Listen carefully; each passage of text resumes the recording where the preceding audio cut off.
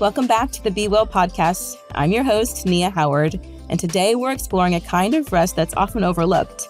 It's called emotional rest. You know those days when you smiled all day long, supported everybody else, stayed calm in every situation, and then you get home and you feel completely drained, even though you didn't do anything physically exhausting. Well, that's emotional fatigue. Emotional rest is the permission to stop performing, to stop filtering, and stop carrying everything quietly. It's the space to be your full, honest self without the pressure to be fine or strong all the time.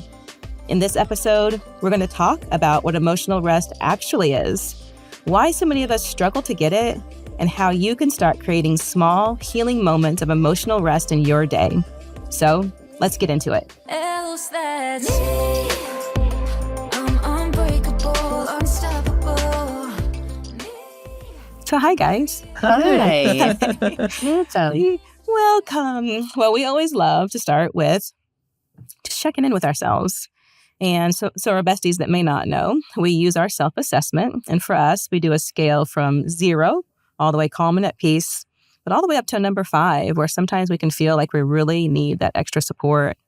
And I really love this assessment. We bring it with us, well, wherever we go, really, because it is just what we deserve. We deserve to be able to kind of look into ourselves and ask ourselves, maybe for the first time today or this week, how are we actually doing? So without judgment and just kind of a starting point.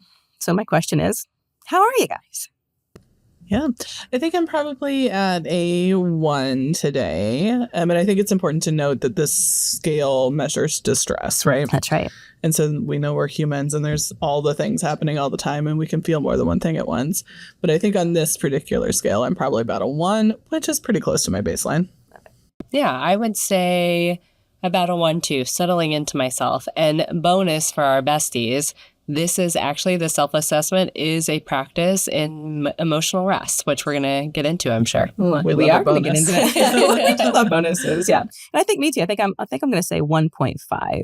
Just it's a good day. You know, we're back at it and lots of stuff going on. So we did talk about the fact that this is about emotional rest. So emotional rest, might kind of think, what does that mean? Yeah. Right. When we think of the word rest, people could probably easily say, oh, well, getting enough sleep, which I don't, or, wish I could. Taking a nap. Or taking a nap, or, on the weekend, having that extra time to take a nap. Or at your desk if you're really, you're committed to the rest right. thing. Or people think about like PTO or time off. Taking time off, getting away, or even just having just a minute to themselves. Maybe that is enough. But we're going to talk a little bit deeper about that. Because emotional rest really is the idea of, being able to be in it with who you are authentically, right? Being in a space that is safe to you, that you can say the things you need to say, ask for the help that you might need, express the feelings and the emotions that you have as the person. Mm-hmm.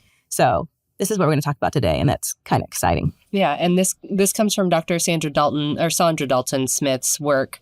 She kind of created the theory of 7 types of rest, saying that, yes, sleep is a form of rest, but just one of many, many kinds. So we're just focusing on emotional rest today. That's right. That's right. So with that being said, can you all think of some times that you kind of knew that you were needing a little bit of emotional rest? Maybe you have some examples that are kind of specific, to just so our besties can kind of think, because sometimes when we share our own examples, someone can say, me too. Wait a minute. Yeah. So when I think about this, I am a caregiver at heart, and I have been since my earliest memories. I'm a middle child. I have always been the one that was checking in on everybody else to make sure that everybody's okay and feeling all right. I did that throughout my being a young adult. I was always the person that my friends came to when they had something emotionally going on. And so for me, emotional exhaustion probably happens faster than some of the other needs for rest, because I am constantly absorbing or checking on everybody else. And an example I can think of is, again, being a middle child. Anytime I go to a family function, family systems are a fun, weird, interesting thing, right? And no matter how old we are, how long we are into our adulthood, I can step into my family system and go right back to 8-year-old Bailey, where I am like, okay, is somebody saying something that's making somebody else feel upset? And did they get enough food? And they sound a little more sarcastic than usual, or this person had just made a funny face, and I think maybe that I need to check on them to make sure they're okay. I am constantly observing, usually not even vocalizing, but just observing people's non-verbal behavior, or how they're saying things, or what they're saying, and how other people's reactions to that. And I have a large family, so that is 22 people that I am like, okay, how are all my nieces and nephews doing? Let me check in on all of them. Are they okay? How are the parents doing? How are my siblings doing? How is my aunt and my 92-year-old grandma doing? And I'm constantly going through that. And whether I spend an hour with my family or 3 hours with my family, at the end, I feel emotionally drained because of all of that checking in on people. So that I can feel that the most. I think that's one of the more salient examples I can give, just thinking through being that natural caregiver role. Yeah, I think the most specific example that has happened to me recently is I just came back from a trip.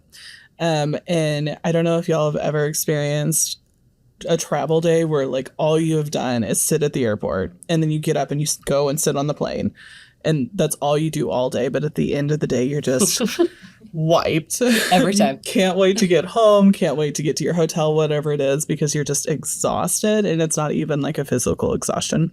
So I was flying home from Miami in a significantly larger airport than my home airport, which is literally in a cow pasture, right? And yep, you land with the hay bale. Shout out SGF airport. But we spent several hours, and we had a layover at another large international airport, and we probably traveled, it was a 16-hour travel day, but probably 15 of those hours were just sitting at the airport, right? Waiting to get home. And when I got home, I was exhausted, and I had no idea why until I stopped, and like the next day, because I went immediately to sleep when I got home. But I stopped and I thought about it, and I was like, oh, I spent 16 hours like assessing to make sure I was safe. I was absorbing other people's emotion. I was absorbing body language and facial expressions and all the things. And it just wiped me. Yeah. Well, and you feel like you can't let your guard down at the airport. Yep, whether 100%. An emotional guard, a physical guard, like it is, I have to be on, I have to be aware. For me, this resonates so deeply because I am one of those people, again, caretaker at heart, where I'm like, oh, am I making somebody else feel socially uncomfortable if I step in this way? Or these people are breaking all the social rules of lining up before their gate is called or their boarding number is called. And now you're making these people feel really uncomfortable. And that person looks really upset. And like, am I giving off the right vibes at TSA so that I don't get an extra check? It is all about, that social norms. And it's just emotionally exhausting. Theme parks do the same thing. Theme parks, man. Well, and then there's like a time frame in there too, right? You need to catch the plane, but you actually have the layover, and you at your family too. You know, there's only a certain amount of time that you have. So reading people's emotions, kind of having room for your own too. But sometimes those get passed off. It sounds like that whole thing that we talk about being on, right? Feeling like you have 100%. This switch. Like for me, it's a dial. You know, the dials turn up. You know, and we really need it sometimes to come back down. Well, I think both of those examples, you were with your family and friends and those. So it kind of leads me to the idea of connection. We talk a lot about connection at Be Well. And matter of fact, we really love to talk about connection because connection is, of course, connection with other people, right? When we're in a workplace, which is where we are right now, being able to come into work and have the connections with people, being able to know that someone's on our side if we have a question or someone can help us with that question, being kind of on the same team, you know, our thoughts and ideas are our goals. But also that connection is for ourselves, being able to know ourselves, being able to know that if something is going a little bit, what will we need next? And sometimes it's not something huge. Sometimes it's something kind of small. So centering around that idea of connection, what do you think is, sometimes it's the fact that, like Shelby's example, sometimes when we have a lot of people around us, and Bailey's example, having people around us, we can still feel disconnected. We can still feel, I guess it's unsafe. You had mentioned being safe before. So can you talk to that? Sometimes, even though we have people around us, sometimes we still don't have that rest that we need. Yeah. Well, and I think about like my family. I love my family and my family loves me deeply and I care deeply about them. And I don't even think that it's that if I came to them and said like, I'm feeling just really upset or really sad about this thing or this keeps on, that they would be like, don't talk to me about that. Right. But my role has always been caring for other people. And so it is I can be surrounded by my family and still feel emotionally exhausted because that's the pattern that I've fallen into, right? And that's with my people. But I think there are other times where, like, I think about stepping into a room full of professionals, maybe that I don't know very well, like, we recently gave a talk to a group of leaders from this Springfield area. And although I felt safe, like in that space, there are people that I don't know very well and feel like I have to be on. And it's a room full of 20 people. But I'm putting on professional Bailey hat. I'm checking in on their emotions and how they're doing as leaders and human beings. And so I walk out of that space. It's only an hour. But I walked out of that space like, and just feeling completely exhausted, even though I am checking in on people and at times even transparent about also how I am feeling and going and experiencing that moment too. I think that the piece that has to happen for me to be that emotionally restorative part is feeling like I can kind of bring those walls or masks down and just be truly authentic, much like I am with you all in a lot of spaces and being like, oh my gosh, like it's just one more thing. I can't do this in this moment, or it feels really hard in this moment, and being able to do that unfiltered. Yeah. Yeah. Thank you. Yeah. And I think kind of along those lines is, like you said, connecting to yourself too, right? We are arguably more connected than we ever have been before with things like social media and easy access to cell phones and all the things. But we are also in a world where things are moving so fast that it is so easy to get lost in the, well, I have to be this person, I have to be this shelby at work, and I have to do this for my friends, and I have to do these things. And it's really easy, at least for me to be the last person to worry about, right? Worried about being connected to all the other people, making sure all the other people are okay. And then I get home and I just like doom scroll for 6 hours because I have nothing left to give myself. And then it's just a perpetual cycle of I'm giving everything to other people. I don't have anything for myself. And so I just feel untethered. Well, and let's be honest, doom scrolling, and I do the same thing, but doom scrolling and having access to 8 billion people's trauma does not help the emotional exhaustion 100%. piece, right? We're just seeing all the heartbreak and the heartache in the world. And if we're somebody who's empathetic or compassionate or very tuned into that, then that drains more. And 100%. I do the same thing oftentimes where I need emotional rest, but then the actions I take actually drain me further versus being restorative if I'm not intentional about it or in tune. Yeah. And I think it is just that intentionality piece, right? Our world is not going to give us opportunities for rest. So we're going to have to build it in. That brings in that knowing ourselves again. We kind of talk to our besties a lot about that as we go along together, as we work on this podcast together. We're trying to bring ideas and kind of some touch base points. So I wonder too, do we have some things that we can kind of pinpoint when maybe we even see it in other people? Maybe we start to see other people that need emotional rest, or maybe it's us. What are some of the things that you're seeing that happen, or maybe some of the things that happen to you? Some of those red flags to be aware of. I think for me, it's almost the opposite of what you would think.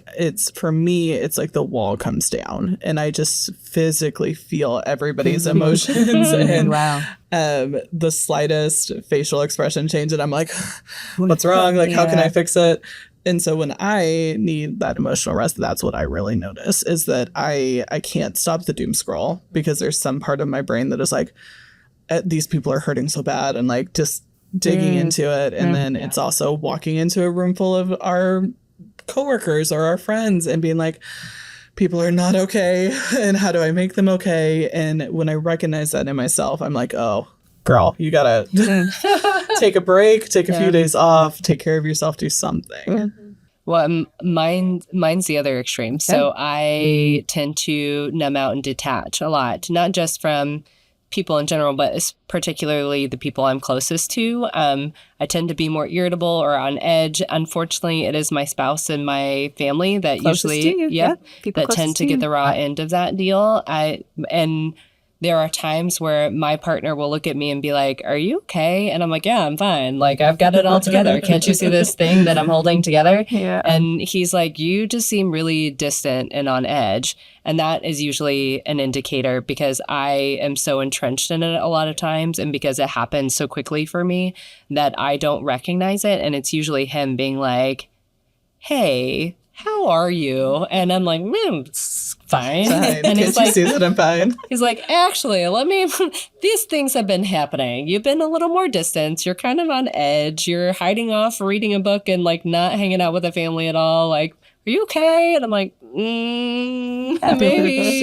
I don't know. And it usually takes this prompting from the people that I care about the most, honestly, to help point me in the right direction. And at first, when I was younger and we were earlier in our relationship, that was really hard.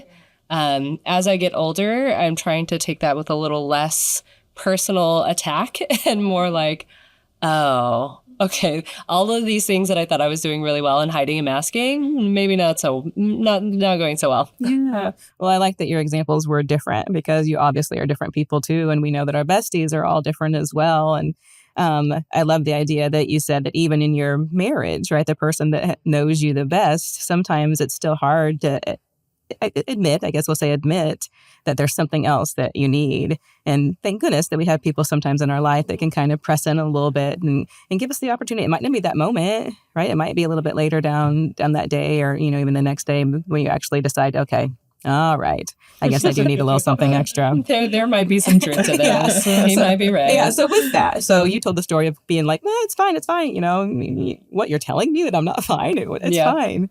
So we talk about how important emotional rest is because it's not just that rest of our body, right? Taking a nap, being able to be refreshed like that, but instead it's a refresh, and it is a getting to know ourselves deeper, getting to know ourselves so much so that we might know what we might need next. It doesn't have to be big. Maybe it could be even the smallest thing.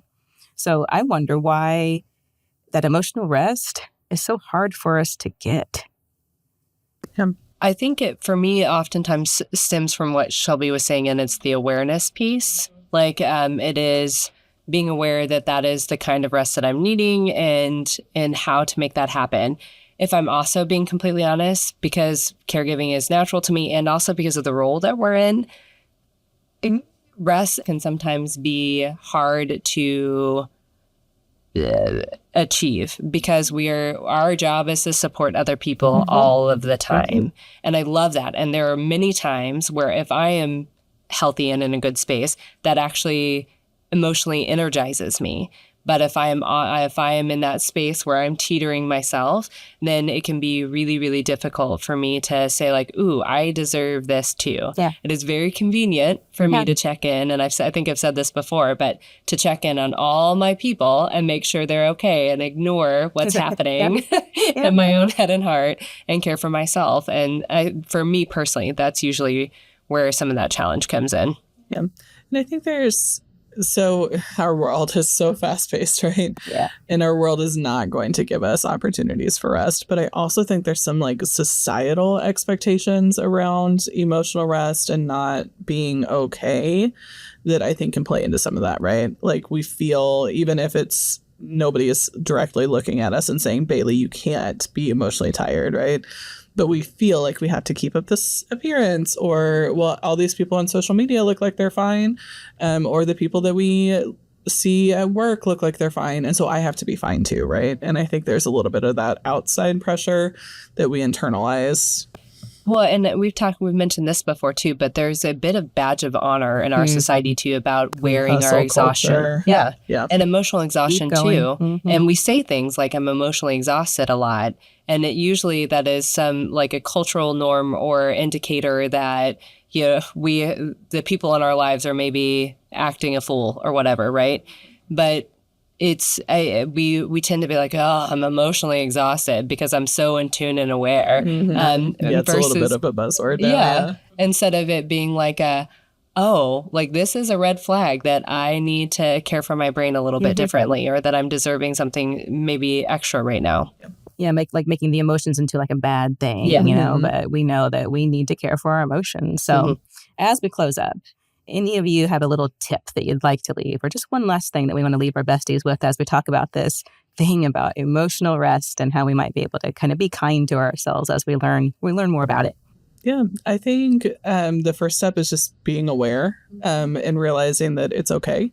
You're not broken. Your brain is doing exactly what it's supposed to do, right? If you are tired. So start with being aware, and then start with small steps, right? If you have a best friend that is just like, you can finally, when you sit with them just doing nothing, you can finally take a deep breath and be yourself. Schedule time with them. For me, that's like my bestie. That's my parents. I will take my dog and spend a weekend with my parents because it's like being a kid again, and I don't have to manage their emotions. I don't have to manage my emotions. I can just be. So yeah, I think be aware and then schedule some time in to take care of yourself. Yeah, I think my biggest takeaway for our besties would just be there, and kind of alluding to what Shelby said too, there's nothing wrong or broken about us when we need emotional rest. I think a lot of times, especially speaking from personal experience, we try to be the strong one or the one holding it all